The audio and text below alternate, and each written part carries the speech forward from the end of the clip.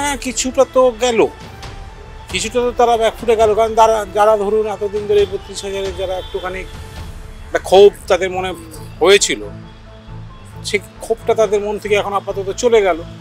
তাতে তো বিরোধীদের একটু ব্যাকফুটে যাওয়ার ব্যাপারটা আর এসেই যায়। না না, চাপের কিছু তো নেই, চাপের কিছু থাকবো না।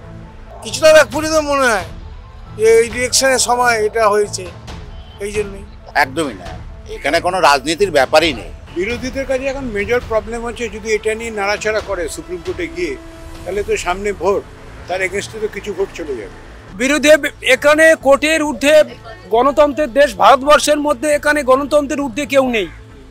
যেটা সংবিধানে আছে সেটা অ্যাবসলিউটলি সাধারণ মানুষকে মানতেই হবে। আমার তো লাগছে ওদের কিছু খারাপ লাগায়, ডিসিশন তো হয়নি, ফেরার পেন্ডিং করে দিল আর একটু লেট করে দিল। আবার পরে কি হবে বেরোবে তাদের জাজের ব্যাপার। হ্যাঁ, সেটা তো বটেই, কারণ বিরোধী দলটা তো মানে যদিও দুর্নীতির ইস্যুতে মামলা করেছিল, কিন্তু এতগুলো চাকরি বজায় রইল, একটু তো তাদের ধাক্কা অবশ্যই ব্যাকফুটে বসে।